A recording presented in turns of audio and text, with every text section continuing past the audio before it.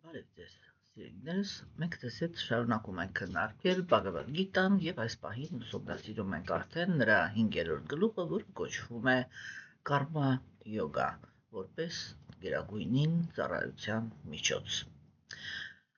Ինչպես տեսանք, մինչև այս պահը նախկինում Տեր Շրի Կրիշնան ինքը այսպիսի շարան տվեց, որ արտաքին հայացքից, եթե կենդանի էակը ինքը չգիտի աստվածային օրենքները, ապա արտաքին հայացքից այսպիսի շղթա է ստացվում, որ մարդիկ իրենք նյութական աշխարհում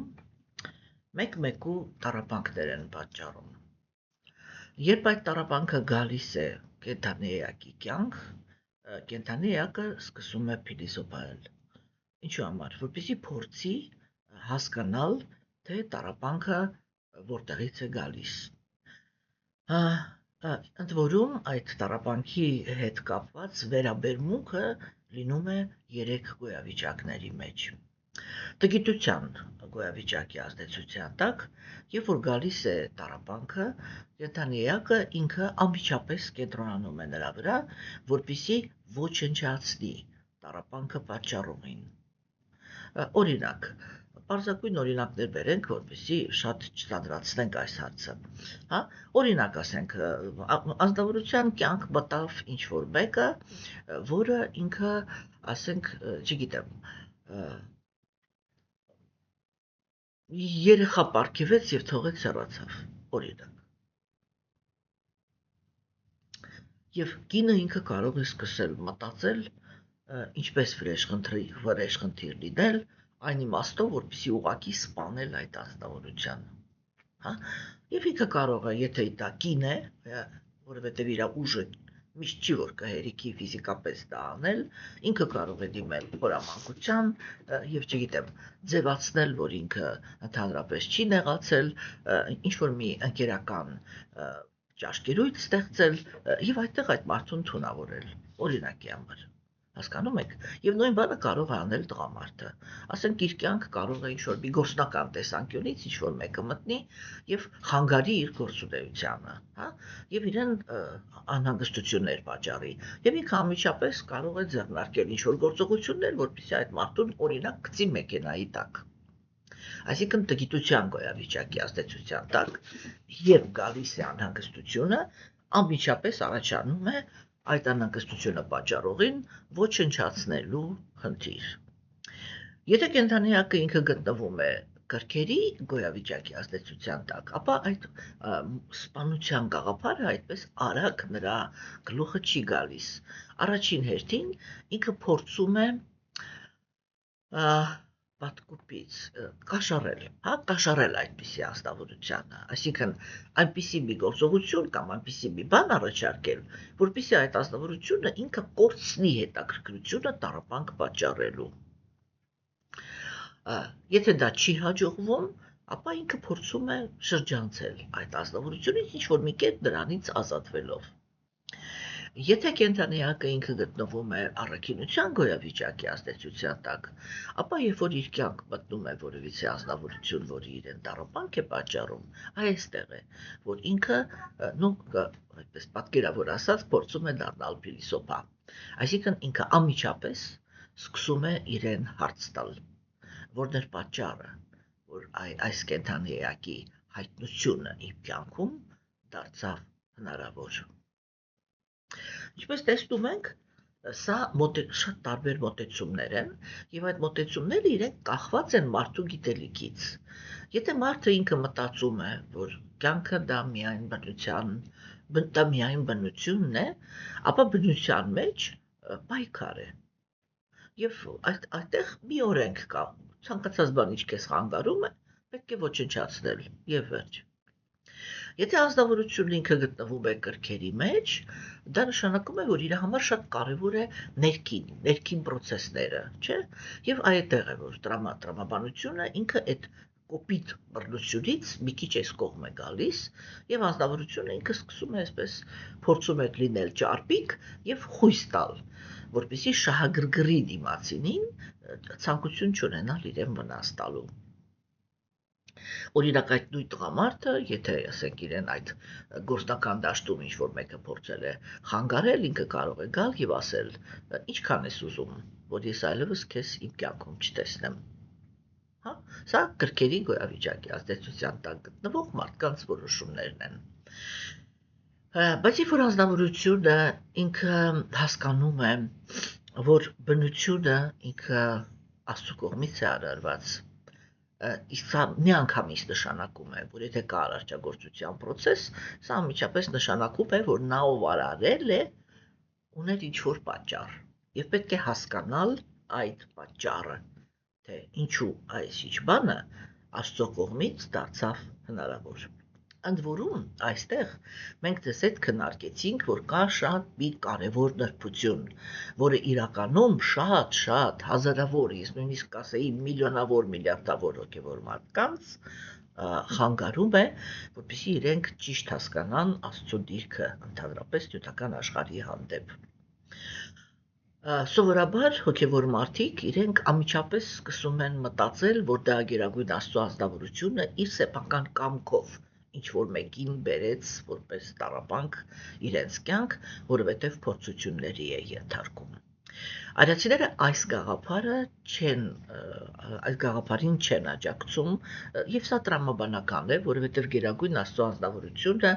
ինքը գտնվում է մեր բոլորի սրտում եւ քաչ տեղյակ է ընդհանրապես, թե մենք ինչով ենք զբաղված, թե մենք ինչ մակարդակ ունենք, նա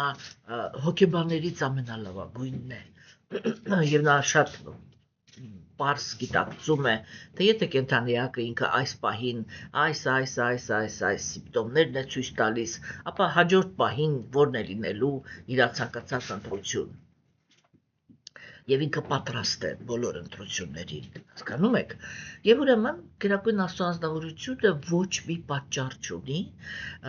երբ որ կենդանիակը կանգնում է հոգևոր ճանապարհին, խանգարել նրան, որովհետև խոչընդոտները, այսպես կոչված փորձությունները, իրենք կարող են կոտրել մարդու հավատքը։ Եթե գերագույն Աստծո ազնվորությունը ինքը կարող է այդպես վարվել, ուրեմն մենք կարող ենք պնդել, որ ցանկացած հոգեբան Աստծուց ավելի խելացի է։ Կներեք, ավելի իմաստուն։ Հասկանում եք։ Ուրեմն մենք պետք է հասկանանք, որ գերագույն Աստծո ազնվորությունը ինքը այդքան պրիմիտիվ չի։ Հասկանում եք, ինքը այդքան պրիմիտիվ չի եւ նա այն ազնվորությունն է, ով ի վիճակի է ճիշտ որոշումներ կայացնել եւ հասկանալ, որ երբ որ կենդանիակը ինքը կանգնում է հոգևոր ճանապարհին, ինքը իրականում ըստ արիացիների մի խնդրով է միայն հետաքրքրված վերականգնել կենդանիակի հավատը իր հանդեպ, այսինքն վստահությունը։ Փորձություններ տալով վստահություն ձեռք բերել հնարավոր չէ։ Այս չուր կարծիքից Աստծո մասին պետք է ազատագրվել։ Ուրեմն ելակետը ինքը կայանում է նրանում, որ կան երկու տեսակի կենդանիակներ, որոնք իրենք ունեն ազատություն գործելու։ Դա գերագույն Աստծո ազնվորությունն է եւ կենդանիակները։ Գերագույն Աստծո ազնվորությունը ինքը ունի ազատություն գործել ըստ իր սեփական կամքի եւ այդ նույն ազատությունը տվել է ուրիշ կենդանի էակներին։ Երբ որ մարդիկ իրենք զբաղվում են հոգևոր կյանքով աստվածամերժության դարաշրջանում, չէ, դա ինքնըստինքյան նշանակում է, որ մենք այդպիսի մարդիկ իրենք հոգևոր կյանքով են զբաղվում մի դարաշրջանում, որտեղ գերիշխող մարդիկ իրականում Աստծուն չեն հավատում։ Եթե նույնիսկ նրա գոյությունը հանդուրժում են, ապա ոչ մի նպատակ չեն դնում իրենց առաջ հետևել աստվածային օրենքներին կամ հաշվի նստել դրա կարծիքի հետ կամ եւ այլն եւ այլն։ Սա, այսինքն իրենք հանդուրժում են Աստծո գոյությունը այն իմաստով, որ վնաս չեն տալիս այն կենդանիակներին, որոնք իրենք ուրեմն զբաղվում են հոգևոր կյանքով։ Բայց աստվածամեժության դարաշրջանում ծնվում են նաև այնպիսի կենդանի էակներ, որոնք իրենք Աստծուն շեշտադրված ատում են։ Սա սովորաբար տեղի է ունենում այն կենդանի էակների սրտում, ովքեր որ իրենց անցյալ կյանքերում կատարել են ինչ-որ մի այլանդակ գործողություն, որի դիմաց Աստծուց ստացել են տառապանք, գիտակցել են, որ դա Աստծո պատիժն էր և դրա համար նրան ատում են։ Հաջորդ կյանքում այդ ատելությունը ինքը այդպես սպոնտան արտահայտվում է, որ նրանք գազազում են, երբ որ ընդհանրապես լսում են Աստված բառը կամ հանդիպում են մարդկանց, ովքեր Աստծուն ընդունում են, ովքեր Աստծուն փորձում են հարգել և առավել ևս նրանց, ովքեր Աստծուն սիրում են։ Ինչու՞, որտեղ հոգեբանորեն այդպիսի կենդանիակը ինքը հայտնվում է այդպիսի մի իրավիճակում, որտեղ ինքը մտածում է, որ այնչի Աստված, դա է իրենց ավելի շատ ջղայնացնում, այնչի Աստված այս կենդանիակի հետ այնպիսի հարաբերությունների մեջ է մտել, որ այս կենդանիակը ինքը երջանիկ է, իսկ ինձ տառապանք պատճառեց։ Այսպիսի ազնվորությունները իրենք սովորաբար հակում չունեն արդար լինել իրենց սեփական արատավոր գործողությունների հանդեպ։ Իրանք միշտ, երբ որ անարդարություններ են գործում, մտածում են, որ դա ինքնապաշտպանման անհրաժեշտությունից էր։ Եվ ուրեմն արդարացված է։ Հասկանում եք, սիրելիներս, չէ՞։ Եվ ուրեմն այդ կենդանի էակները, որոնք իրենք այսպես շեշտադրված ատելությամբ են լցված Գիրագույն Աստծո ազնվորության հանդեպ, իրենք շատ մեծ ջղայնություն են զգում, երբ որ հանդիպում են նրանց, ովքեր իրապես լավ են վերաբերվում Աստծուն։ Եվ այդպիսի կենդանի էակները, չարաշահելով իրենց ազատությունը, մեծ հաճույքով, ինչպիսի տառապանք, որ կարող են պատճառել հոգևոր մարդուն, այդ տառապանքը պատճառում են։ Ամենակոպիտը այդ տառապանքի մեջ դա ուրեմն բանն է, ասեք, դա այն պահվածքն է, երբ որ իրենք ֆիզիկապես վնաս են տալիս այդպիսի ազնվորություններին։ Նույնիսկ քրիստոնեությունը տեղյակ չեմ մուսուլմանության տեսանկյունից, չեմ ուսումնասիրել այդ հարցը, նույնիսկ քրիստոնեության մեջ մենք գիտենք, որ շատ ու շատ սրբեր իրենք արժանացել են այդպիսի տառապալից կյանքի կամ տառապալից մահվան և սրբացվել են միայն մահից հետո։ Իրականացվել է հայկական ասացվածքը գնա մեռի, անի սիրեմ, որովհետև երբ որ դու արդեն մեռար, քո անունը կարելի է շահագործել և այդ անվան վրա գումար աշխատել։ Իսկ երբ որ դու կենդանի ես, ապա այդ ժամանակ հարգանքն ու պատիվը տրվում է քեզ և հետևաբար դու ձեռք ես բերում իշխանություն, իսկ դա ագրեսիվ աթեիստները թույլ չեն տա երբեք։ Եվ ուրեմն, սիրելիներս, չէ, սա մենք պետք է հասկանանք, որ այդ այսպես կոչված փորձությունները իրականում Գերագույն Աստծո ազնվորության կողմից չէ, որ տրվում են այդ փորձություններին կենդանի էակին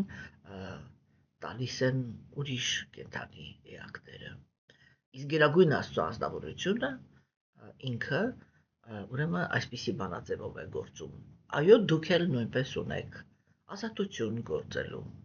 Եվ հիմա դուք հանդիպել եք մի սրբի, օրինակի համար, որը ինքը կարող էր ձեզ ատելության դաշտից բերել սիրո դաշտ։ Ինչ եք անելու իր հետ։ Դուք ազատ եք վարվել, ինչպես ուզում եք։ Եվ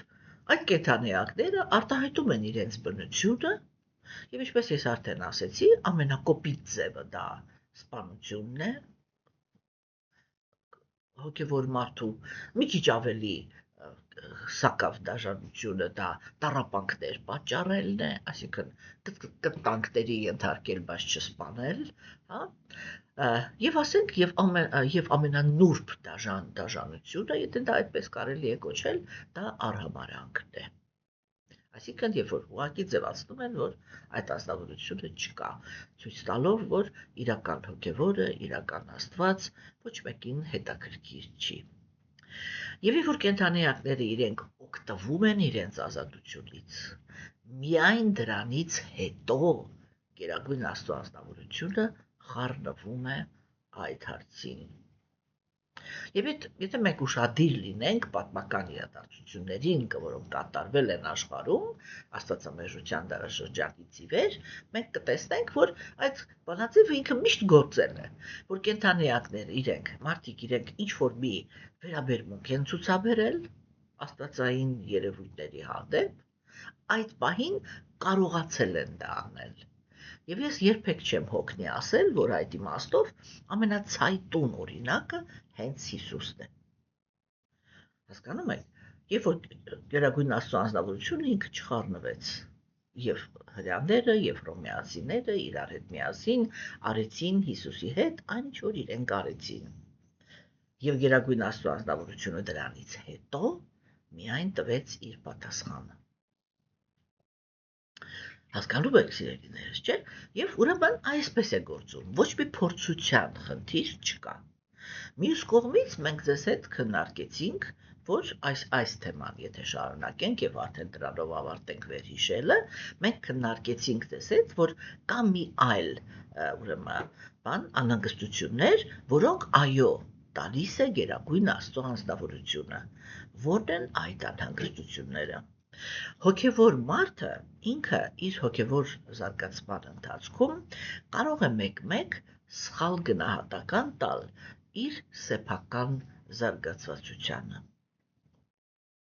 Հասկանում եք, այսինքն ինքը կարող է մտածել, որ ինքը ինչ-որ զարգացվածություն ունի, որը ինքը իրականում չունի։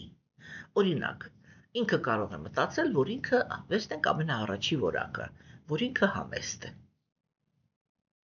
բայց իր ներսում ունենա գոռոզություն։ Ինչ է նշանակում գոռոզություն։ Գոռոզություն դա նշանակում է, որ մարդը ինքը իր ներսում փայփայում է առավելություն ունենալ ուրիշ կենդանիակների հանդեպ գեղեցկության, ուժի, կրթության, հարստության, փառքի եւ անկախության տեսանկյունից։ Եվ երբ որ ազնվորությունը ինքը, տեսեք, ինքը կարող է երկու բան լինել, չէ՞, երբ որ ինքը այս գոռոզությունը ունի իր ներսում, ինքը կարող է գիտակցել, որ ունի եւ թաքցնել։ Եվ այդպիսի անձնավորությունը ինքը հոգևոր դաշտում կեղծարար է։ Այդ կեղծարարությունը, Գերագույն Աստծո անձնավորությունը կարող է այսպես երկար ժամանակ հանդուրժել, մինչև որ կենդանիակը ինքը կկանգնի իրական հոգևոր առաջընթացի ճանապարհին եւ այդտեղ Աստված ինքը կսկսի իր հետ խոսալ։ Երկրորդները դա ազնիվ հոգևորականներն են, որոնք իրենք իրապես աշխատում են իրենց ներքին աշխարհի վրա, բայց չեն նկատում։ Հասկանում եք, իրենց թվում է, որ իրանք ինչ-որ մի ձեռքբերում ունեն, բայց իրականում չեն նկատում այդ ձեռքբերումը։ Եվ երբ որ իրանք չեն նկատում այդ ձեռքբերումը, չէ, ուրեմն իրանք հայտնվում են իրենց մասին իլյուզիայի մեջ։ Եվ այդ ժամանակ է, որ Գերագույն Աստծո անձնավորությունը ինքը ուրեմն բան է անում, ասեք, ինքը միջոցներ է ձեռնարկում, որպեսզի այնպիսի մի իրավիճակ ստեղծվի, որտեղ արտահայտվի, որտեղ այդ մարդը կարողանա տեսնի իր ներքին գոռոզությունը։ Եվ դա ոչ թե պատիժ է, այլ Գերագույն Աստծո անձնավորության сотрудничество, համագործակցություն դե կենդանիակի հետ, որպեսզի օգնի անկեղծ հոգևորականին դուրս շտկել իր սխալը։ Երբ որ ինքը մտածում է, որ ինքը ինչ-որ մի բան ունի, ձեռքբերում ունի, իսկ իրականում ինքը չունի, դա փորձություն չի, դա Գերագույն Աստծո ազնվորության օգնությունն է, որտեղ ինքը այնպիսի մի հատ իրավիճակ է ստեղծում, որ իր թերությունը արտահայտվում է եւ կենդանիակը ինքը նկատում է, որ այդպես ես այստեղ գոռոզ էի։ Եվ ինքը նկատելով հանդերձ սկսում է այլ ավելի լուրջ, ավելի խորը զբաղվել համեստություն ձեռք բերելու գործընթացով։ Հասկանում եք։ Ուրեմն պետք է հիշենք, որ Գերագույն Աստծո ազնվորությունը երբեք եւ ոչ մի կենդանեակի առաջ փորձություններ չի դնում։ Վերադառնանք։ Ուրեմն կենդանեակները իրենք մենք այդ կետից շեղվեցինք այստեղ, ոչ թե շեղվեցինք, այլ բացեցինք այդ թեման, առաքինի ազնվորությունները իրենք ունեն գիտելիք, որ կա Աստված, որ նյութական աշխարհը արարված է նրա կողմից, եւ դա նշանակում է, որ այս աշխարհը ունի ինչ-որ իմաստ։ Հա? Եվ այո, այս աշխարհում կա երկու տեսակի տառապանքներ, դա առաջինը, երբ որ կենդանեակը ինքը իր տգիտության հիմքի վրա սխալ արարքներ է կատարում եւ հետեւաբար հետո արժանանում է այդ նույն արարքներին, որոնք գործում են մի արա ուրիշի հետ, այն ինչ որ չէ ուզի, որ արվեր քո հետ։ Հիմա տեսեք սիրելիներս, չէ՞։ Ուրեմն այդ իմաստով, չէ, կենդանեակը ինքը պետք է կուտակի գիտելիք, որպեսզի կարողանա ճիշտ գործել։ Երկրորդ անհանգստությունները դա նրանք են, որ պատճառում են ուրիշ կենդանեակները։ Եվ դա կարող է լինել վաստակված, այսինքն, եթե ես անցյալ կյանքերում ինչ-որ մի գործողություններ եմ կատարել, որտեղ ես վաստակել եմ այն, ինչ ուրեմն ես ունեմ այս պահին։ Իսկ մյուս կողմից ես չեմ վաստակել, բայց ստացա։ Ինչպես եմ դա ճանաչում։ Մենք ձեզ հետ դա քննարկել ենք, որ երբ որ դա վաստակված է, ես սովորաբար լինում եմ կենդանեակ, որը ինքը, եթե մենք վերցնում ենք աստվածամերժության դարաշրջանում, ապա ունի այսպիսի կյանք, ինքը մասակեր է, ունի հակում ինտոքսիկացիաների, խմիչք, ծխախոտ, սուրճ, չգիտեմ, թմրամիջոցներ եւ այլն, ունի հակում ազարտի, հա, եւ ունի հակում չղեկավարվող, անկանոն, անգրագետ, նաեւ սեռական հարաբերությունների հանդեպ։ Այսպիսի անձնավորությունը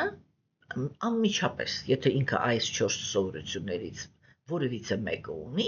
դա անմիջապես նշանակում է, որ ինքը կենդանեակ է, որը իր անցյալ կյանքերում շատ մեղքեր է գործել։ Դրան գումարվում է կրոնի հանդեպ վերաբերմունքը։ Եթե ազնվորությունը ինքը աթեիստ է, դա նշանակում է, որ ինքը իրականում այսպես կյանքեր շարունակ Աստծո գաղափարը հերքելով, եկել հասել է աստվածամերժության դարաշրջան։ Հասկանում եք, եւ սա ինքնըստինքյան արդեն նշանակում է, որ իր ճակատագիրը չի կարող լինել հեշտ, որովհետեւ ինքը, ինչ է նշանակում, հերքել է կրոնականությունը։ Դա նշանակում է, որ կյանքից կյանք, ծնվելով կրոնականության դաշտում,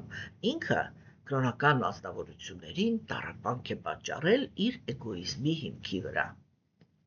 Եվ եկել է, գերագույն վերջի շանսն է, եւ եկել է աստվածամերժության դարաշրջան, ուզում է դա լինի կիսա Աստծո մարմնում, ուզում է լինի հիմա աստվածամերժության դարաշրջան է ամեն տեղ, եւ դժոխքում, եւ դրախտում, եւ միջին մոլորակներում, հա, թե դա ինչպես է, մենք դա քննարկում ենք Բագավատամով։ Ուրեմն, չէ, բայց հիմա խոսենք մեր մոլորակի մասին։ Մարդը ինքը գալիս է եւ ծնվում է աստվածամերժության դարաշրջանում եւ ունի այդ արատավոր բնություն։ Երբ որ ինքը ունի արատավոր բնություն, ցանկացած տառապանք, որ գալիս է իր կյանք, ինքը պիտի հասկանա, որ ինքը դրան արժանացել է։ Եթե կենդանի էակը ունի մաքրություն, մենք պետք է հասկանանք, որ եթե ազնվորությունը, տեսեք, որտեղ շարանը ինչպիսին է, չէ, ասվում է, որ եթե հոգին ինքը մի անգամ անկեղծ կրկնեց Աստծո իրական անունները, չէ, այսպես իրական Աստծո իրական անունը, ապա Գերագույն Աստծո ազնվորությունը իրան անմիջապես ներում է իր այսպես կոչված կարման, Այսինքն բոլոր այն տառապանքները, անհանգստությունները, որ ինքը պետք է ստանար կյանքերի այս կյանքի ընթացքում, անմիջապես ներվում է։ Հա? Եվ սա ինչ է նշանակում, սա ինչպես է արտահայտվում, ինչպես է արտահայտվում, որ կենդանեակին իր մեղքերը ներվեցին։ Անմիջապես այդ ազնվորությունը ձեռք է բերում հզորություն պահել մաքրության սկզբունքները։ Անմիջապես ինքը դառնում է իզորու, դառնալ բուսակեր, չօգտագործել ինտոքսիկացիաներ, այսինքն չխմել, չծխել, չգիտեմ, թմրամիջոցներ չօգտագործել եւ ընդཐུպ, եթե ավելի նուրբ ապա ընդཐուպ մինչեւ սուրճ եւ սև թեյ չօգտագործել, որտեղ իրանց մեջ նույնպես կա բթացնող էլեմենտներ։ Հասկանում եք, այդպիսի ազնվորություններ իրանք 100 կիլոմետր հեռու են մնում բոլոր տեսակի ազարտ երևույթներից եւ ունեն կարգավորված սեռական կյանք։ Այնքան ավելի ամեղ են, ինչքան որ սեռական կյանքից հրաժարված են։ Եվ այդ դեպքում իրենք սա նշանակում է, որ սա արդեն ինչ որ մի մակարդակի մաքրություն ունեցող կենդանի էակ է։ Եվ դա նշանակում է, որ ինքը տառապանքի արժանի չի։ Բայց եթե ինքը ապրում է աստվածամերժության դարաշրջանում, սա ինքնըստինքյան նշանակում է, որ մարդիկ, որոնք իրենք աթեիստ են, կարող են փորձ կատարել շատ ագրեսիվ վերաբերվել։ Չէ՞, օրինակ տեսեք, ես այստեղ կարող եմ շատ մեծ բանով օրինակ բերել այդ նույն հանրահայտ Քրիշնայիներին, որտեղ մենք հիմա Բhagavad Gita-ն ենք ուսումնասիրում եւ սա Քրիշնայի ասված փիլիսոփայությունն է, չէ՞։ Ինչ արեց սովետական միությունը այդ մարդկանց հետ։ Տեսեք, թվում է, որ սովետական միությունում իրականում, ասենք, բարոյականության կանոնները իրենք բավականին տարածված էին։ Երբ որ նույն Պրաբհուպադը ինքը եկավ Մոսկվա, ինքը այդտեղ կարողացավ քարոզի ընդամենը մի մարդու, մի աշակերտ ուներ Պրաբհուպադը սովետական միությունում, երբ որ եկավ այստեղ, չէ՞։ Երբ որ իրանք արդեն վերադառնում էին, թռնում էին ինչ-որ մի ուրիշ տեղ, կներեք, ես բան չեմ հիշում որտեղ, դա կարևոր չի։ Աշակերտը, որը իրեն ուղեկցում էր, ինքը հարց տվեց Պրաբհուպադին, ինքը ասեց. Պրաբհուպադ, ոնց որ թե մեր այցելությունը սովետական միություն անցավ անօգուտ, դուք այստեղ ընդամենը մի աշակերտ ընդունեցիք։ Պրաբհուպադը ինքը շատ հետաքրքիր պատասխան տվեց։ Ինքը ասեց, որպեսզի դու հասկանաս, որ բրինձը պատրաստ է, բավական է, որ փորձես նրա մի հատիկը։ Ես եկա այս երկիր եւ տեսա ասկետիկ մարդկանց, այսինքն զսպված մարդկանց, որոնք իրենք դժբախտ են, որովհետև Աստված չունեն։ Այսինքն այդ բարոյականության օրենքներին պիտի միանար Աստված, որ իրանք դառնային երջանիկ։ Հետագայում սովետական միությունում այդ շարժումը ինքը այսպես միանգամից մի հատ բում տվեց, այդ մի հոգուց սկսված, չէ, եւ ես ասում եմ, ասել եմ եւ միջև կյանքիս վերջ ասելու եմ, որ հենց Ռուսաստանը ինքը ամբողջ աշխարհին ցույց տվեց, որ ինքը այն ազգն է, որը ինքը ընդունեց, այսպես խորքային ընդունեց բhakti յոգան։ Եվ այնպիսի եւ նույնիսկ բhakti յոգայից դուրս այնպիսի քանակությամբ հոգեվորով հետաքրքրվող մարդիկ, ինչպիսին որ կան Ռուսաստանում, ես վստահաբար կարող եմ ասեմ, որ աշխարհում ուրիշ ոչ միտեղ այդպիսի երևույթ չկա։ Այն քանակությամբ լուրջ հոգևոր մարդիկ, ինչպիսին որ կարելի է հանդիպել Ռուսաստանում, ուրիշ ոչ միտեղ հնարավոր չէ հանդիպել։ Չէ՞, եւ տեսեք, ասենք, ինչ արեց սովետական միությունը այդ մարդկանց հետ, որոնք թվում էր, որ այդ բոլորը ինչ որ մի մակարդակի բարոյականության մեջ հաստատված են, այո բռնության տակ են, այո ճնշված են, հա? Եվ այդ պատճառով այո մեծամասնությունը դժբախտ է։ Ծանր կյանք ունի, ամբողջ կյանքում, գիտեք, այսպես էլ այնտեղ ինչպես էր, չէ՞, հիմա մարդիկ ինչ-որ հեքիաթներ են պատմում, չէ՞, բայց ինչպես է սովետական մարդը ինքը ապրում։ Եթե ինքը կյանքի ընթացքում կարողանում էր մի հատ բասկաթոռ առներ դիվան, բազմոց, մի հատ բազմոց առներ եւ չգիտեմ, երկու հատ փայտի կտոր, դա համարվում էր, որ ինքը եսիմ ինչ բանի, հաջողությունների է հասել, հասկանում եք, չէ՞։ Եվ ուրեմն այո, իհարկե, իրանք ասկետիկ էին։ Եվ ուրեմն եկավ ինչ-որ մի բան, որտեղ մարդիկ սկսեցին ընդունել ավելի բարձր մաքրության աստիճան։ Այդ մարդկանց սկսեցին բռնել եւ բանտարկել, ուղարկել հոգեբուժարաններ, ես անձամբ իրանց հետ այդ ժամանակ, եւ այդ որ առաջին անգամ գիտան ձեռք բերեցի, դա իմ հարևանուհին էր, եւ ես երբ որ սկսեցի իր հետ շփվել, ոնց որ դե գալիս ես ինչ-որ մարդիկ կան այդտեղ, չէ՞, ու տեսնում ես, թե ասեք ինչ է այդտեղ կատարվում։ Այդ դա էր կատարվում։ Նրանցից հիմնականում այդ մարդկանց գիտեք ինչ բանով էին դատում, որ իրենք դատվում են, որովհետև վնաս են պատճառել իրենց առողջությանը։ Ինչու՞, որովհետև բուսակեր են։ Աբսուրդ է, զգացիք, թե ինչ է։ Եվ այդպիսի մարդկանց, որոնք իրանք հիմնականում, որտեղ Բաքսի յոգան իրականում մեծ քանակությամբ ընդունում են ինտելեկտուալ մարդիկ, որտեղ դուք հույսով եմ գնահատում եք, թե ինքը ինչքան խորը փիլիսոփայություն ունի իր մեջ, չէ, ինչքան կարգավորված է, ինչ թեմաներ է քննարկում, չէ։ Եվ այդ բարձրագույն կրթություն ունեցող, չգիտեմ ինչ, են, բոլորի հետ այդպես վարվեցին։ Սա ինչ է։ Այսա այդ վերաբերմունքն է, չէ՞։ Հասկանում եք։ Եվ այո, իհարկե, դա չի կարող մնա անհետք, հասկանում եք։ Եվ հիմա ուրեմն այո, ազնվորությունը ինքը պետք է հասկանա, որ եթե ինքը աստվածամերժության դարաշրջանում մաքրության օրենքները, մաքրություն է պահպանում, դա առնվազն, եթե այդ հասարակությունը ինքը այսպես դեմոնական էլի, նյութապաշտական ներքին աշխարհ ունի, այն ամենալավագույն դեպքում արհամարելու է։ Երբ որ դու գիտակցում ես, թե ինչքան ագրեսիա կա այդպիսի մարդկանց սրտում, եթե արժանացել ես գոնե արհամարանքի, պիտի ասես, փակ քեզ Տեր Աստված, բախտս բերեց, որ պրոստը ինձի չեն նկատում, չնկատելու են տալիս, որովհետև երբ որ աթեիստները իրանք ինչ-որ մեկի վրա կենտրոնանում են ատելությամբ, դա Աստված ոչ անի, ստանում ենք Հիսուս։ Ուրեմն, սիրելիներս, չէ, մենք տեսանք, որ Տեր Կրիշնան ինքը այդ շարանն է, չէ, շարում, երբ որ ազնվորությունը ինքը ստացավ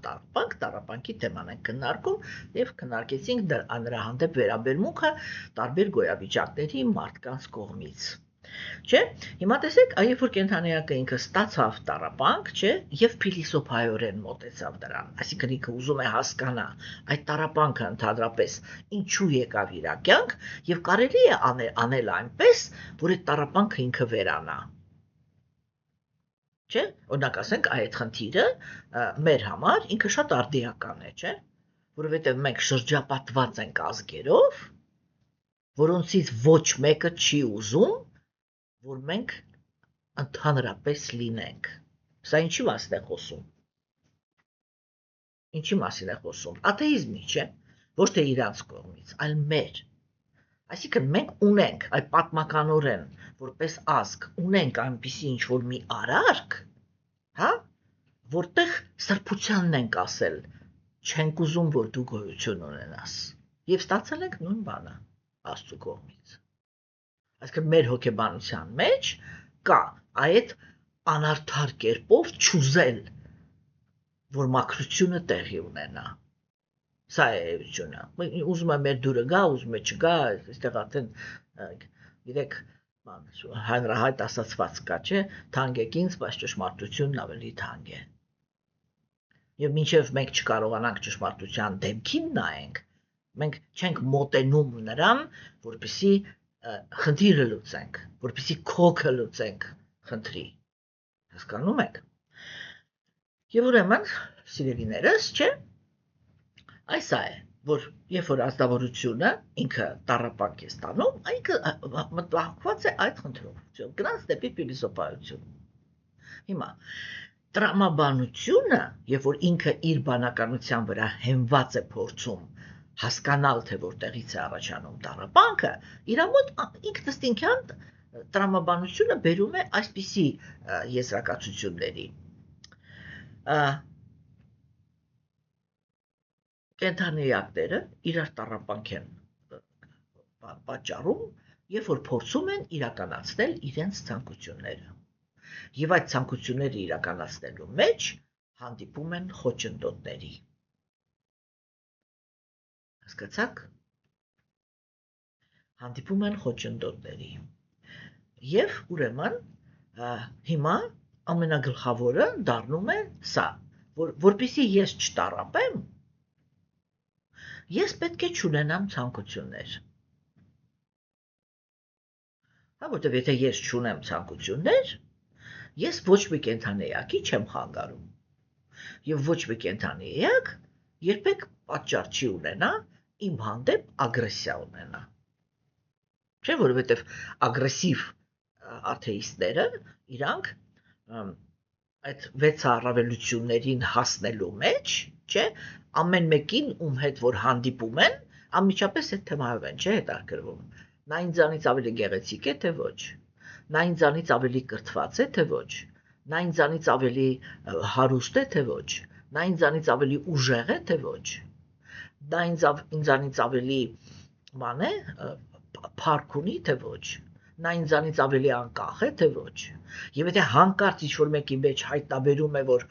ավելի է, կամ ոչ թե մենակ ավելի է, այլ դիմացինն էլ է ձգտում այդ առավելության, ինքը անմիջապես ընկալում է որպես թշնամի եւ անցնում է թշնամական գործողությունների, ինչի համար, որպեսզի հաղթի։ Իսկ եթե դուք նկատել եք,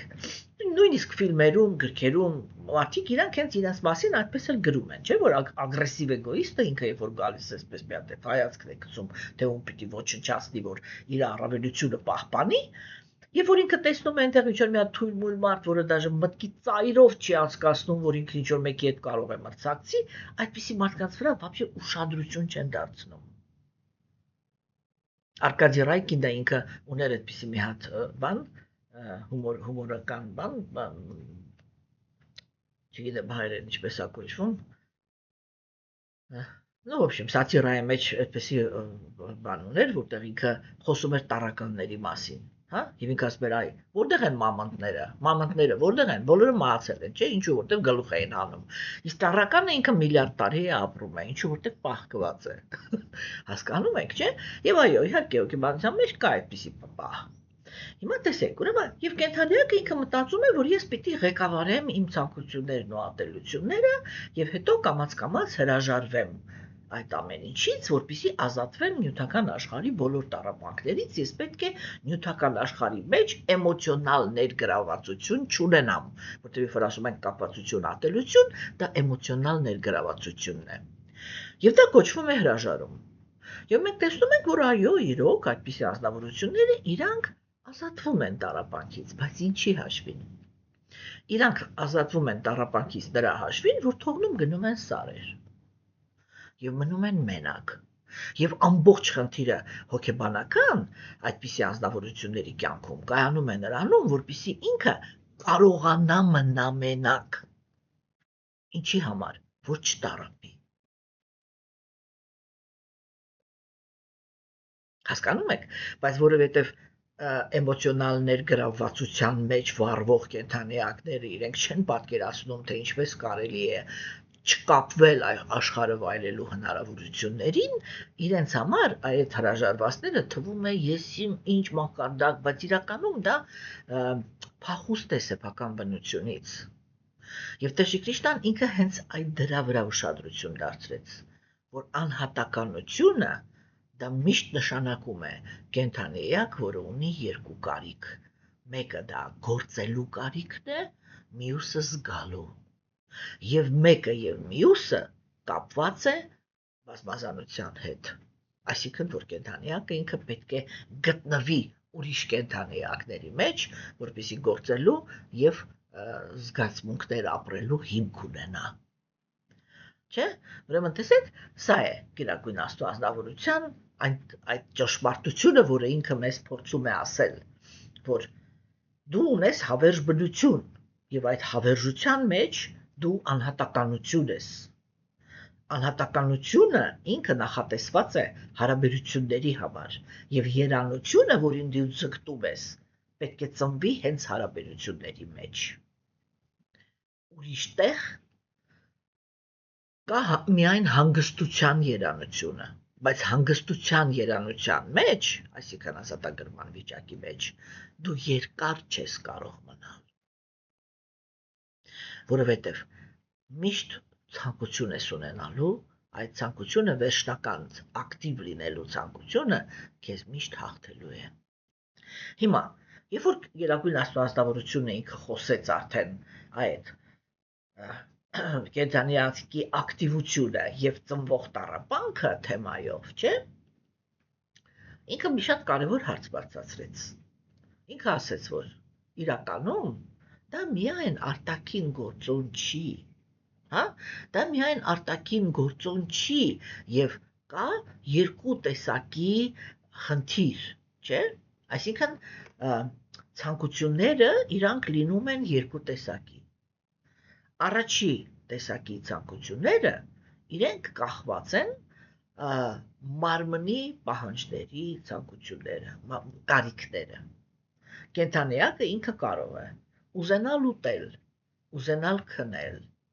ուզենալ հանգստանալ, ուզենալ լինել պաշտպանված։ Չէ, դա մարմնի կարիքներն են, որովհետև սննդի հաշվին մարմինը ապահովում է իր գոյությունը։ Հանգստի հաշվին մարմինը վերականգնում է իրեն, պաշտպանվածության հաշվին, ուրեմն ինքը նորից պահպանում է իր գոյությունը, այսինքն այդ ամեն ինչը ինքը նախատեսված է մարմնի գոյությունը պահպանելու համար, չէ՞։ Եվ կան գործողություն, կան ցանկություններ, որոնք իրենք գալիս են կենդանիակի մտքից։ Եվ այդ ցանկությունները իրենք այդ ուրիշ կենդանի էակներին գերազանցելու հիմքը ունեն։ Ինչու համար։ Որովհետև երբ որ ես ունեմ առավելություն ուրիշ կենդանի էակների հանդեպ, ես ունեմ հնարավորություն, հա, առավելագույնս վայելել այս աշխարհը։ Եվ ուրեմն այդտեղ ես նոր թվարկեցի։ Ուզում եմ լինել ավելի ամենագեղեցիկը։ Այդ նուրբը ավելի գեղեցիկ, ավելի կոպիտը ամենագեղեցիկ։ Ուզում եմ լինել ամենագիտունը, ուզում եմ լինել ամենաուժեղը, այն շրջապատում, որտեղ որ գտնվում եմ։ Ուզում եմ լինել ամենահարուստը, ուզում եմ լինել ամենաբանը, փառավորը եւ ուզում եմ լինել ամենաանկախը։ Չէ, ուրեմն դա էլ այ մտքի ցանկություններն են։ Եվ կենդանիակը ինքը ունի այդ ցանկությունների բուկետը։ Ուզում եմ տեսնել, ուզում եմ լսել, ուզում եմ համտեսել, ուզում եմ հոտել վայելել, հա, ուզում եմ հաճելի բաների հետ շփվել, բանական, ուզում եմ սնունդ ունենալ, ուզում եմ հանգստանալու հնարավորություն ունենալ, ուզում եմ պաշտպանված լինել, ինչ եղավ 5-3, եղավ 8, չէ, եւ 6։ Այսինքն այս 14 ցանկություններն են, որի գերին է դառնում կենդանի էակը։ Հիմա գերագույն Աստծո ազնվորությունը ինքը խոսեց նրա մասին, որ իրականում հասկանալ, թե երբ է կենդանի էակը գործում, իսկ երբ է ինքը անգործ, շատ բարդ է։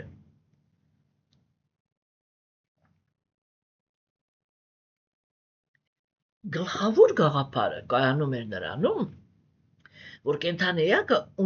կարող է ունենալ ընդամենը երկու պլատֆորմա, երկու հիմք գործելու համար, չէ՞։ Առաջինը դա նա է, որ ինքը գործում է համաձայն իր այդ 16 ցանկությունների։ Եվ երկրորդը դա նա է, որ կենդանի էակը ինքը գործում է համապատասխան գերագույն Աստծո ազնվորության կապքի։ Հասկանում եք։ Եվ հիմա տեսեք, երբ որ տեղի է ունենում առաջինը, կենթանիակը ինքը պետք է հասկանա, որ երբ որ ինքը մտավ այդ դաշտ, ինքը այնտեղ անպայման անհանգստություններ է ունենալու, կախված դրանից թե ում հանդիպեց, չէ՞։ Եթե ինքը ներդաշնակության մեջ է բերում իրեն, ուրեմն բանին, Աստծո կամքի հետ, ապա այստեղ մի շատ կարևոր խոսակցություն է առաջ գալիս։ Ես այստեղ միշտ քննարկում եմ մահվան հարցը։ Հասկանում եք, տեսեք, մարդիկ իրանք սովորաբար մտածում են, որ եթե Աստված ինքը ինչ-որ մեկի հանդեպ ողորմած է, ինքը անպայման պիտի պահպանի նրա նյութական գոյությունը։ Եթե մարդը ինքը հասկանում է վերածննդի գաղափարը, մենք պետք է հասկանանք, որ օրինակ, այդ կենթանիակը ինքը աստվածամերժության դարաշրջանում շեշտված աստվածամերժ հասարակության մեջ դարձավ հոգևոր։ Եվ այդ հոգևորի մեջ ունեցավ առաջընթաց։ Երբ որ ինքը ունեցավ առաջընթաց, դա նշանակում է, որ ինքը դարձավ առաքինի։ Եվ ինքը այլևս արժանի չի ապրել տառապանք պատճառող, բռնության հանդեպ հակում ունեցող դաժան անարդար կենթանիակների շրջապատում։ Եվ այդ ժամանակ Գերագույն Աստծո անձնավորությունը նույնիսկ ամենաերիտասարդ տարիքում այդ կենթանիակին, այո, կարող է իր մարմնից դուրս բերել եւ տանել ուրիշ դարաշրջան, որտեղ կա իրական հոգևոր պետություն, որտեղ ապրում են առաքինի հոգիները եւ տա այնտեղ ծնունդ, որտեղ ինքը կապրի այն շրջապատում, որին արժանի էր։ Հասկանում եք, մենք պետք է այս իլյուզիաներից դուրս գանք, որ միայն այս մեր ես մի քիչ կոպիտ բառ կասեի հիմա էլի, բայց չեմ ասի, որտեղ կնեղանանք, հա? Ուրեմն այս մեր աստվածամերժության դարաշրջանին բնորոշ ոչ այդքան հաճելի մթնոլորտում ապրելու մեջ եւ այսպես էլի հոգեվոր կյանքում մշտական խոչընդոտներով, մշտական այդ հացը հայթայթելու խնդիր ունենալով, որովհետեւ հասարակությունը չի ընդունում, որ դու հոգեվոր մարդ ես կամ չգիտես, այդ բոլոր դժվարություններից դուրս գալու համար Գերագույն Աստծո անձնավորությունը ինքը կարող է այդպիսի որոշում ընդունել։ Եվ մենք պետք է հասկանանք, որ մահը դա միշտ չի, որ պատիժ է։ Մահը դա պատիժ է միայն աստվածամերժի համար, կամ այն անձնավորության համար, որ ինքը չի հասկանում վերածննդի գաղափարը, ոչ թե չի հավատում, ես սա միշտ շեշտելու եմ, այլ չի հասկանում։ Հասկանում եք, եւ եթե ինքը այդ գաղափարը չի հասկանում, չէ՞, ուրեմն այստեղ ինքը չի կարող ընկալի, թե որն է Աստծո ողորմածությունը, իսկ որն է նրա պատիժը։ Հիմա, սիրելիներս, չէ, ուրեմն Գերագույն Աստծո անձնավորությունը այս կետում մի շատ հետաքրքիր գաղափար առաջ քաշեց։ Ինքը ասեց, այ քո աչքերի, քո նյութական աչքերի համար կենթանիակը ինքը կարող է շատ բարձր մակարդակ ունենալ, որովհետև դու կարող ես տեսնել, որ ինքը կարողանում է չգործել։ Այսինքն, սարերում միտեղ նստած կամ փիլիսոփայում է կամ յոգայով է զբաղված։ Հա? Հիմա, բայց այսինքն կա 3 բան։ Կենթանիակը ինքը գործում է ըստ իր կամքի, երջանկություն ստանալու հույսով, եւ դա միշտ չի, որ իրեն հաջողվում է։ Կենթանիակը ինքը դադարում է գործել, որպեսզի չտառապի, այսինքն ինքը հրաժարվում է նյութական երջանկության գաղափարից, որպեսզի չստանա նյութական տառապանք։ Հա? Եվ կենթանիակը գործում է համապատասխան Գերագույն Աստծո անձնավորության կամքի։ Եվ Տեր Քրիստոսն ինքը ասեց, այս երկուսի մեջ, ովքեր գործում են նյութական երջանկության համար, եւ ովքեր չեն գործում երջանկության համար, որ չտառապեն, չէ՞, շատ դժվար է ասել, եւ այս երրորդը, ովքեր որ ակտիվ գործում են, բայց գործում են իմ կամքի համաձայն, ուրեմն, այս սրանք, ովքեր որ գործում են իմ կամքի համաձայն, իրանք իրականում գործողություններ չեն կատարում։ Ինչու՞, որովհետև այդ իրանց գործողությունների մեջ չկա իրանց կամքը, կա իմը։ Եվ այդ իմ կամքի մեջ ես կարող եմ հոգևոր մարդուն հիմա օգտագործել դրական եւ բացասական դերերում։ Եվ հոգևոր մարդը ինքը պատրաստ է եւ նրան, ինչի հաշվի։ Որովհետեւ երբ որ անձնավորությունը իր ներսում զգում է Աստծո ներկայությունը, հա, իր համար դա ամենակարևոր զգացմունքն է։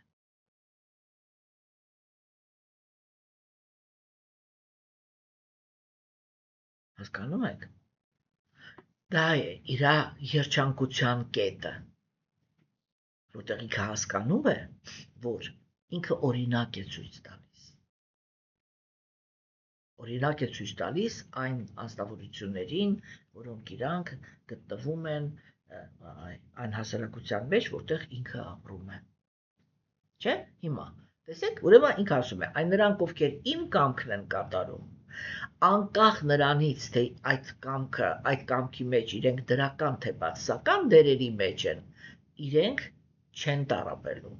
իրենք կոպիտ ասած դժոխք չեն գնալու իրանց գործողությունների պատճառով։ Նրանք, ովքեր դադարում են գործել, հասնում են ազատագրման, եթե չեն գործում իրենց մտքում։ Այսինքն այդպես չի, որ իրենք հրաժարվածի շորեր են հագնում, միտեղ նստում են, ձևացնում են, որ իրենք հրաժարված են, իսկ իրենց ներսում կրքերի մեջ վառվում են։ Հա? Եվ ինքը ասեց, իրանք կեղծարարներն են։ Նրանք, ովքեր իրոք հրաժարվածներ են, նրանց ես ազատագրում եմ պարգևում։ Իսկ նրանք, ովքեր կեղծարար են, ես նրանց տալիս եմ իրավիճակներ, որտեղ իրենց բոլոր կապվածությունները եւ նյութական ցանկությունները դառնում են ակնհայտ։ Եվ դա է, որ մարդիկ կոչում են փորձություններ։ Ինչու համար, որպեսզի չասեն, որ սա իրականում գերագույն Աստծո ազնվորությունը ինձ ցույց է տալիս իմ թերությունները։ Հասկանում եք, սիրելիներս, չէ՞։ Եվ ուրեմն եւ արդեն կան այն կենդանիակները, որոնք ըստ իրենց կամքի, ինչպես ուզում են, այդպես էլ գործում են, իրականացնում են իրենց պլանները, որպեսզի իրականացնեն իրենց ցանկությունները։ Թե ինչի է դա բերում, դե արդեն ինչի բերում է, դրա էլ բերում է, այնտեղ ով ուժեղ է, նա էլ հաղթում է։ Այս ամենը լսելով, չէ, մենք տեսանք, որ վերջում Տեր Կրիշնան 4-րդ գլխի վերջում ասեց, եւ հիմա եթե դու հասկացար, որ ամենամեծ գաղտնիքը կայանում է նրանում, որ կենդանի էակը իրա վրա դու անհանգստանում ես, որ կգնաս դժոխք, որովհետև վատ օրինակ ես ծառայում, չէ՞։ Իսկ ես քեզ այս պահին ուզում եմ օգտագործել որպես օրինակ, թե որտեղ դու հաղթանակի մարմնավորումն ես։ Ես ուզում եմ քեզ օգտագործել որպես օրինակ, թե ինչպես կարելի է հաղթել աստվածամերժությունը։ Հա, հիմա եւ ազնվորությունը իր ներսում, եւ եթե կա նպատակ ունենալ իրական կրոնական պետություն։ Ինչպես է պետք վարվել, որպեսզի իրական կրոնական պետության մեջ աստվածամերժերը չզավթեն իշխանությունը եւ չաղավաղեն կրոնը։ Այսինքն ես հիմա պայքար եմ մղում կրոնի մաքրության համար եւ ընտրել եմ քեզ այդ գործի մեջ որպես ինձ ընկեր։ Այ դու հիմա ինքդ որոշի, թե դու ինչ հասկացար։ Եվ այստեղ ինքը չասեց ընտրի, ինքը ասեց վերցրու զենքդ եւ համարձակ կռվի։ Եվ մենք տեսանք, որ Արգյունան ինքը իր մեջ այդ համարձակությունը դեռ ցույց չի տալիս։ Այսինքն ինքը ինչ-որ բաներ նկատեց, որ այնքան էլ չպարզաբանվեց Կրիշնայի կողմից, որպեսզի հետագայում նրանք, ովքեր այս խոսակցությունը լսում են, ճիշտ եզրակացությունների գան։ Այսինքն այստեղ հիմա Արգյունան ինքը հոգ է տանում իր հարցերով, ինքը հոգ է տանում մեր մասին, որպեսզի գիտելիքը, որը հիմա Տեր Կրիշնան ինքը փոխանցեց, չէ՞, ինքը լինի, ինքը հիմա փորձ անում է այնպես, որ Կրիշնան ինքը ասեց լիարժեք այդ ամեն ինչը քննարկի։ Հասկանում եք։ Եվ Արգյունան, ինչպես մենք ձեզ հետ անցյալ անգամ քննարկեցինք, բարձրացվեց այդպիսի հարց, որ ուրեմն դու համ մի կողմից ասեցիր, որ հրաժարվածությունն է լավ, մյուս կողմից ասեցիր, որ քո կամքին համաձայն գործունեությունն է լավ, կարող ես ասես դրանցից այդ երկուսից որն է ավելի լավը։ Եվ Գերագույն Աստծո ազնվորությունը ինքը սկսեց պատասխանել։ Եվ գործունեությունից հրաժարվելը, եւ հանուն Տիրոջ նկատմամբ սիրուց գործելը մարդուն տանում են ազատագրման, սակայն ամեն դեպքում Տիրոջը ծառայելը ավելի լավ է, քան գործունեությունից հրաժարվելը։ Կներեք։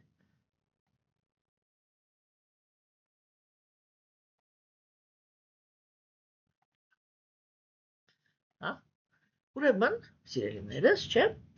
մենք հիմա տեսանք, որ Գերագույն Աստծո ազնվորությունը ինքը այսպես շեշտակիորեն առավելություն տվեց ինչ-որ մի բանի։ Այսինքն ինքը այստեղ ներկայացրեց առաջնահերթությունը։ Նախորդ տեքստերում ինքը արդեն դիտարկել էր, ինչպես մենք հիմա քննարկեցինք, չէ, հոգու եւ նյութական աշխարհի միջև այդ գոյություն ունեցող հակասությունը։ Որն էր այդ հակասությունը։ Կենդանիակը ինքը ցուցաբերում է հավերժ գոյության հանդեպ հակում, ցուցաբերում է ընկալելու, այսպես էլի բան, ընկալելու կատարյալ հնարավորություն ունենալու հակում եւ ինքը ցուցաբերում է երանության, անընդհատ աճող երանության հանդեպ հակում, չէ՞։ Բնությունը ինքը կենդանիակին տալիս է ժամանակավոր մարմին, սահմանափակ ընկալման տեսանկյունից սահմանափակ մարմին եւ դժբախտություններ, չէ՞։ Եվ այդ հակասության բնական հետևությունը դա հանդիսանում է այն, որ կենդանիակը ինքը սկսում է գիտակցել, որ իր բոլոր ներքին կարիքներով ինքը այս աշխարհից չի։ Հասկանում եք։ Եվ ոնց որ այս աշխարհը իր տեղը չի, որովհետև այն ամեն ինչ որ այս աշխարհում կատարվում է, իր դուրը չի գալիս։ Տեսեք, երբ որ կենդանիակը ինքը դեգրադացիայի վիճակում է գտնվում, այսինքն տգիտության գոյավիճակի մեջ է գտնվում, ինքը ընդունում է աշխարհի դաժանությունը եւ փորձում է այդ աշխարհի դաժանության մեջ լինել այնտեղ, որտեղ ինքն է գտնվում ամենադաժանը, որպեսզի կարողանա հաղթի։ Ինչի համար, որ ապահովի իր գոյությունը եւ երանությունը։ Չէ՞։ Եվ ուրեմն, երբ որ կենդանիակը ինքը հասկանում է, որ այն բոլոր մղումները, որ իր մեջ կան, իրանք հակասական են բնության հանդեպ, չէ՞, ինքը անմիջապես սկսում է մտածել նրա մասին, թե ինչպես ազատվել նյութական աշխարհի բանից, ազդեցությունից։ Հասկանում եք։ Իբա, այստեղ մենք տեսնում ենք, որ հայրացիները իրանք միաչափ կարևոր գաղափար են առաջ քաշում, չէ՞, դա այն գաղափարն է, որ կենդանիակը նյութական աշխարհում ունի կոպիտ եւ նուրբ մարմին։ Եվ մարմնից մարմին տեղափոխվում է ոչ թե հոգին, այլ նուրբ մարմինը։ Կենդանիակը իրան նույնացնում է նուրբ մարմնի հետ, իսկ նուրբ մարմինը իրան նույնացնում է կոպիտի հետ, այսպես ասենք, էլի, որպեսզի պարզվի ինչի մասն է խոսքը, չէ՞։ Եվ հետևաբար իրենք ասում են, որ այդ նյութական աշխարհից դուրս գալու հիմա շատ կարևոր է մեխանիկական մեթոդը, այսինքն գյանան եւ յոգան, հա։ Մեխանիկական մեթոդը ինքը այդ դա է ենթադրում, որ կենդանիակը պետք է ազատվի, հա, ազատվի եւ իր կոպիտ մարմնից եւ նուրբ, որտեվ մարդիկ իրենք,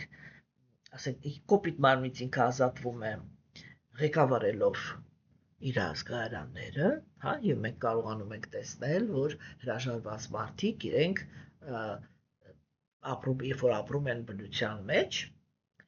իրենք իրենց մարմնի կարիքները բավարարում են շատ ասկետիկ, չէ՞, այսինքն բավականին զուսպ կյանք վարելով։ նրանք քնում են բնության մեջ, մշտական վտանգների մեջ, կոմֆորտից բացարձակ զուրկ իրավիճակներում, չէ, մրսում են, երբ որ ցուրտ է, շոքում են, երբ որ տաք է, քնում են քարերի վրա, քարանձավներում եւ այլն, եւ այս ամեն ինչը ինքը բավականին մեծ ասկեզա է, չէ, այսինքն ճգնություն է նյութական մարմնի համար, չէ, եւ դրա միջոցով օրինակ յոգերը իրանք հասնում են այն իրավիճակին, երբ որ իրենք տարիներ շարունակ կարող են չշարժվել, չուտել, չքնել, չզարթնել, չգործել եւ այդ սամադհիա սառած վիճակում մնալ եւ ուրեմն բանանել էլի եւ մտորումների մեջ մեդիտացիայի մտորում, հա, կենտրոնացված մտորումների մեջ գտնվեն, հասկանում եք, որտեղ դու պատկերավոր ասած այդ իրանց մտքի ուժով այսպես չագուչի պես խփում են այդ տգիտության, այդ մթության էներգիան, միջև որ այդ կարելի ասել ծակը կբացեն դեպի լույսը, հա, հասկանում եք, եւ դա արդեն այդ դրա հաշվին է, որ նյութական մարմինը ինքը ղեկավարված է, այսինքն տարիներ շարունակ յոգը ոչ շնչում է, ոչ նրա սրտի բաբախումը կարելի է չափել, որտեղ ինքը կարող է իր սիրտը խփի, չգիտեմ, 10 տարին մի անգամ,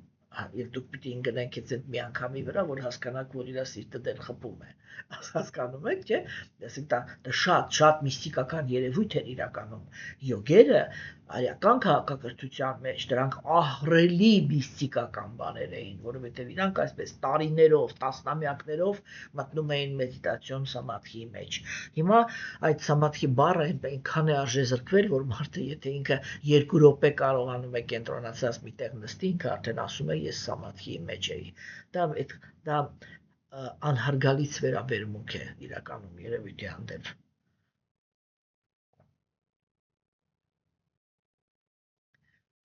Եվ ուրեմն կենթանիակը, որպեսզի ինքը կարողանա մեխանիկորեն, այսինքն ինքը իր ուժերի վրա հույս դնելով նյութական աշխարհը հաղթահարի, չէ, ինքը պետք է սկզբում ազատվի նյութական մարմնի ազդեցությունից, կոպիտ մարմնի ազդեցությունից, հետո նուրբից։ Եվ ուրեմն այդ վիճակում կարող է հասնել ազատագրման։ Հիմա Աջուրանիկ ասեց, ես հասկացա, կենթանիակը կարող է ազատագրվել իր ուժերի հաշվին եւ կարող է ազատագրվել Աստծուն տրվելու հաշվին։ Կարող ես ասես, այդ երկու ճանապարհներից որ մեկն է լավը։ Եվ եթե մենք խոսում ենք հոգեբանության տեսանկյունից, ապա մենք տեսնում ենք, որ այստեղ Գերագույն Աստվածավորությունը մի շատ նուրբ գեղեցիկ գաղափար առաջ քաշեց։ Ինքը ասեց, միշտ ավելի լավ է լինել երկուսով, միշտ ավելի լավ է ունենալ օգնական։ Եվ գիտեք, ես մի անգամ կարծեմ քննարկել եմ արդեն այդ հարցը, չէ, որ յուրահատուկ գոռոզություն կա այն ազնվորությունների սրտում, ովքեր որ կապված են այդ սեփական ուժերի հաշվին ազատագրման հասնելու գործընթացներին։ Եթե մենք ուշադրություն դարձնենք, այդպիսի հոգեբանություն սովորաբար թողնիցներ են ցուցաբերում են տղամարդիկ։ Հասկանում եք, այսինքն դու կարող է թվալ այնպես, որ ես ինչ-որ հատուկ տրամադրվածություն ունեմ տղամարդկանց հանդեպ, հա, բայց չէ, իրականում ինքը այսպես է, էլի, կանայք ունեն իրենց բնորոշ թուլությունները եւ կանայք եւ տղամարդիկ ունեն իրենց բնորոշ թուլությունները։ Եվ այստեղ ինչ-որ ոչ մի այդպիսի խնդիր չկա, էլի, որ ինչ-որ մեկին առավելություն տաս կամ մեկին ինչ, ամեն մեկը ունի իր բնորոշ թուլությունները, բայց որովհետև այդ սեփական ուժերի հիմքի վրա զարգացումը առաջ են քաշում տղամարդիկ, մենք պիտի հասկանանք, թե դա ինչ հոգեբանության հիմքը ունի։ Հասկանում եք, տղամարդը ինքը ունի կարիք զգալ իրան հասարակության առաջնորդ։ Հա, որտեղ էլ ինքը ուզում է լինի, եթե այդտեղ կան երկու, այս կա ինքը եւ էլի մի հոգի, ինքը արդեն ձգտում է լինել առաջնորդ։ Եվ այդ առաջնորդությունը ինքը միշտ հաստատվում է ուժի հաշվին։ Հասկանում եք, երբ որ մարդը ինքը ուժեղ բաներ ունի, ուժեղ պոզիցիաներ ունի այն 6 արժանինքների մեջ, որը ես մշտական կրկնում եմ. գեղեցկություն, հարստություն, գիտելիք, ուժ, հա, փառք եւ անկախություն։ Հասկանում եք, եւ այդ հոգեբանությունն է, որ տղամարդկանց մղում է գնալ այն ճանապարհով, որտեղ իրենք ամեն իրենց քայլով ապացուցում են, որ իրենք ուժեղ են։ Հասկանում եք, չէ՞։ Եվ հարգանքի են հասնում իմաստության համար, միստիկական ուժեր հավաքելու համար եւ այլն եւ այլն։ Եվ այդտեղ իրանք անպայման սա իրանց գայթակղության կետն է, էլի, շատ ավելի այսպես կապվում են նյութական արդյունքներին, չէ՞։ Օրինակ տեսեք, կանայք իրենց բնությամբ կախված են, չէ՞։ Կանացի մարմինը ինքը նախատեսված է նրա համար, որպեսզի ինքը միշտ գտնվի ավելի ուժերի հովանավորության տակ։ Այսինքն տղամարդը ինքը պետք է հոգ տանի կնոջ մասին, չէ՞։ Եվ երբ որ կինը ինքը հանդիպում է հոգատարության գաղափարին, ինքը հեշտությամբ այդ հոգատարությունը ընդունում է։ Հասկանում եք, որտեղ դա իր բնական վիճակն է։ Դա համապատասխանում է իր պայմանավորված վիճակի հոգեբանությանը։ Եվ դրա համար է, որ բակցին, հա, շատ ավելի մեծ եռանդով ընդունում են հենց կանայք, որովհետև իրանք իդեմս Աստծո հանդիպում են հովանավորի գաղափարին, հովանավոր, որը երբեք չի դավաճանում, հովանավոր, որը միշտ պաշտպանում է, հովանավոր, որը միշտ աջակցում է, որը բարի է, որը արդար է։ Հասկանում եք, եւ այդ ժամանակ, չէ, տղամարդը, որը ինքը գտնվում է կնոջ կողքին, ինքը գիտակցում է դա, թե չի գիտակցում, ինքը սկսում է գերագույն Աստծո անձնավորության հետ պայքար։ Այսինքն այնտեղ երկու կներեք, այնտեղ երկու ելք կա։ Հասկանում եք, մեկը դա նա է, որ տղամարդը ինքը ուրախանում է։ Ինչու համար է ինքը ուրախանում։ Որովհետև երբ որ կինը ակնկալում է տղամարդուց պաշտպանություն, իսկ տղամարդը ինքը թույլ է, հա, ինքը ուրախանում է, որ այ վերջապես կներեք, էլի մի քիչ կոպիտ խոսքով ասեմ, ասկինը ինձանից ձեռ քաշեց, որ ես պիտի իրան պաշտպանեմ, որ ես պիտի իրան աջակցեմ, որ ես պիտի իրան պահեմ, ես իմիջ անեմ, եւ այդ իր կենտրոնացումը տարավ Աստծուն, վայ, ես ինչ լավ էր, փառքես Տեր Աստված, գնա, հույսը դիր Աստծո վրա։ Շատ ուրախ եմ, հասկանում եք։ Իսկ երկրորդը դա նա է, որ եթե տղամարդը ինքը այդ շեշտված այդ կարիքը ունի, լինել առաջնորդ, չէ, ինքը իրականում ըստ էության պայքար է սկսում Աստծո հետ։ Եվ ինքը հակառակը, ինքը ուզում է մնալ կնոջ համար,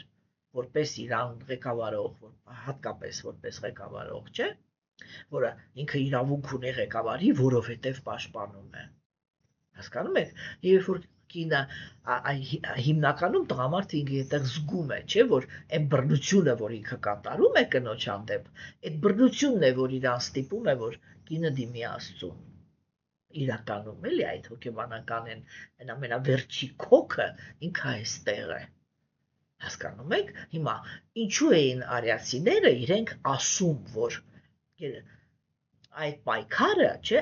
այդ ներքին պայքարը կամ փախուստը կամ պայքարը ինքը արիացու մեջ չկա։ Ինչու, որտեվ արիացին ինքը առաքինի տղամարդ էր։ Ինքը առաքինի տղամարդ էր, որը չէր խուսափում։ Ինքը ծնվում էր արիական քաղաքակրթության մեջ, ծնվում էր որպես տղամարդ, որովհետև որակավորում ուներ հոգ տանելու եւ զարգացնելու։ Եվ այդ ժամանակ ինքը կապերը ուրիշ են, հասկանում եք, այդ ժամանակ Աստված ինքը կապվում է բանի հետ, տղամարդու հետ, իսկ տղամարդը այն ինչ որ ինքը ստանում է Աստծուց, այն հոգատար լինելու ձիրքը, ուժը, հա, այդ ինչ որ ինքը ստանում է դրանից, դա ինքը փոխանցում էր կնոջը, կիրառում էր կնոջ վրա։ Եվ դրա համար էր, որ արիացիները իրենք ասում էին, տղամարդը կնոջ համար Աստծո բանն է, Աստծո ներկայացուցիչն է։ Հասկանում եք, երբ որ գալիս է աստվածամերժության դարաշրջանը, չէ, ամենագեղեցիկ գաղափարները դառնում են ասենց էլի զզվելի հետ տալու աստիճան այլանդակություններ, որտեղ ինչն է դառնում։ Ծնվում է մի տղամարդ, որի վրա ոչ թե մենակ հույս դնել, որը առավոտից երեկո զբաղված է միայն բռնություններ կատարելով բոլոր մակարդակների վրա, հա, եւ Աստծո հետ ընդհանրապես ոչ մի կապ չունի, բայց ունի այդ պահանջը, որ տեսեք ամենտեղ գրված է, չէ, որ ես եմ քո համար Աստծո ներկայացուցիչը, ուրեմն իմ կամքը կայանում է ոչ թե նրանում, որ դու հոգևոր զարգացում ունենաս, որ դու հոգևոր ազնվորություն լինես, իմ կամքը կայանում է նրանում, որ դու սեռական հարաբերությունների մեջ պիտի բավարարես իմ բոլոր կարիքները, այսպես թաշկինակի պես ծառայես իմ բոլոր ցանկություններին, լվաս, թափես, էփես, ոտքերիս տակ ման գաս, չգիտեմ, էս անես, այն անես, այն անես, որովհետև դուրս եկավ, որ ես ոչ թե Աստծո ներկայացուցիչն եմ, այլ հենց ինքը Աստվածը։ Եվ այստեղ այո, Աստվածամերժ գիտակցությունը ինքը միշտ փորձում է գրավել Աստծո տեղը, որտեղ Աստվածամերժ գիտակցությունը դա նախանձն է, քոքը նախանձն է Աստծո հանդեպ։ Հասկանում եք, եւ ուրեմն տեսեք, այսպես այդ բացարձակ ուրիշ շղթաներ են, չէ՞։ Եվ գերագույն Աստծո անձնավորությունը ինքը երբ որ այդ խաղապարն է առաջ քաշում, որ ավելի լավ է, երբ որ դու կատարում ես իմ կամքը։ Ինչու՞։ Որովհետև ես քեզանից ավելի խելացի եմ, որովհետև ես քեզանից ավելի բանիմաց եմ եւ էգոիստ չեմ։ Երբ որ ես եմ քեզանից ինչ-որ մի բան ակնկալում, ես դա ակնկալում եմ ոչ թե իմ համար, որովհետև ես ոչ մի բանում թերություն չունեմ, ես ոչ մի տեղ ոչ մի կարիք չունեմ, դա կենդանիակներն են, որ ինչ-որ կարիքներ ունեն, ես ինքնապահ անձնավորություն եմ, ամեն ինչ որ կա, դա ես եմ եւ իմն է, հա, ուրեմն ես ոչ մի առիթ չունեմ քեզ ինչ-որ մի ցանկություն արտահայտել, որը իմ համար է նախատեսված, ես ցանկություններ եմ հայտնում, որոնք ձեր համար է նախատեսված, որ երջանիկ լինեք դուք, եւ այդ նպատակին հասնելու համար շատ ավելի ուրեմն բան է, предпочтительнее գերադասելի է, հա, ավելի գերադասելի է, երբ որ դու ոչ թե մենակ ես մնում ինքդ քո հետ, քո սակավ հնարավորությունների հետ, այլ հույս եմ դնում ես իմ վրա։ Եվ ես քեզ մեծ աջակցություն եմ ցույց տալիս, հեշտացնում եմ քո ճանապարհը, հա։ Եվ այստեղ Տեր ինքը մի շատ պարզ գաղափար է առաջ քաշում։ Եթե դու հոգեբանությամբ մաքուր ես, ինչու պիտի դիմադրես քեզանից ավելի մաքուրին լսելու անհրաժեշտությանը։ Եթե քո հոգու մեջ ոչ մի կեղծ չկա, որը դու հաստատ գիտես, որ ես չեմ աջակցելու, ինչու պիտի հրաժարվես։ Եվ հոգին ինքը հարաբերությունների համար է ստեղծված, հա, եւ հոգու համար, որը ինքը շատ փոքրիկ է, բնական է հենվել ավելի ուժերի վրա։ Ինչու՞ չհենվես։ Այդ ի՞նչն ես փայփայում, այդ ի՞նչ ես ուզում ապացուցել ինձ, երբ որ նախընտրում ես սեփական ուժերի վրա հաստատված լինելով, սեփական ուժերի վրա հիմնվելով ճանապարհ։ Դու դամենը փորձում ես ինձ ապացուցել, որ կարող ես ինձ հաղթել։ Եվ ինչ է ասում գերագույն Աստծո անձնավորությունը, երբ որ վերջնականում այդպիսի անձնավորություններին տալիս է ազատագրում։ Ինքը ասում է իրականում այդ ճանապարհը, երբ որ դու անցնում ես, դու հաղթում ես ոչ թե ինձ, այլ ինքդ քեզ։ Եվ որովհետև դու կարողացար ինչ որ մի քանակությամբ հաղթահարես քո էմոցիաները, ես քեզ տալիս եմ ազատագրում։ Բայց այնտեղ, որտեղ որ դու շարժվում ես ըստ քո կամքի, դու երբեք չես կարողանալու շփվել իմ հետ։ Եվ երբ որ դու շտկեցիր քո էմոցիոնալ աշխարհը, դու հայտնվելու ես մենակության մեջ։ Եվ այդ մենակությունը քեզ տրվելու է նրա համար, որ համեստություն եւ խոնարհություն ձեռք բերես, որպեսզի կարողանաս գալ իմ հետ հանդիպման։ Իսկ այդ խոնարհությունը եւ համեստությունը նրանք, ովքեր որ ճանապարհի սկզբում են ընդունում Աստծո օգնությունը եւ նրանցում մենք պիտակավորում ենք որպես հավատացյալներ,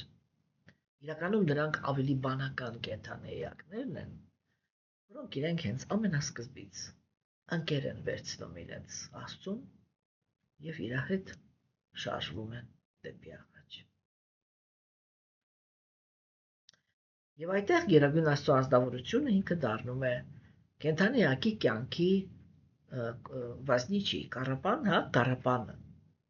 որտեղ ինքը հմուտ կերպով անցկացնում է կենթանի ակի այդ կարգը, կյանքի կարգը, բոլոր տեսակի խոչընդոտների, փորձությունների միջով, որոնք ստեղծում են կենթանի ակի համար ուրիշ կենթանի ակները կամ հենց ինքը կենթանի էակը։ Եվ սա այն վերջնականն է, ինչ որ պիտի մենք հասկանանք Աստծո հետ հարաբերությունների մշակույթի մեջ։ Եվ այստեղ Գերագույն Աստծո ազնվորությունը ինքը միանշանակ ուրեմն նախընտրություն տվեց Գերագույն Աստծո ազնվորությանը ծառայելու ճանապարհին։ Ծառայել դա նշանակում է ընդունել նրա կամքը, ընդունել նրա աջակցությունը, ընդունել նրա ընկերությունը, որովհետև ինքը իր կամքը իր մեջ չի պարունակում բռնություն եւ չի պարունակում էգոիզմ։ Իր կամքը միշտ կայանում է նրանում, որ ինքը օգտակար լինի փորձության եւ փորձանքների մեջ ընկած կենթանի էակներին։ Եվ այսօր այսքանը, սիրելիներս, մնացածը կքննարկենք հաջորդ անգամ։ Ստեսություն ձեզ։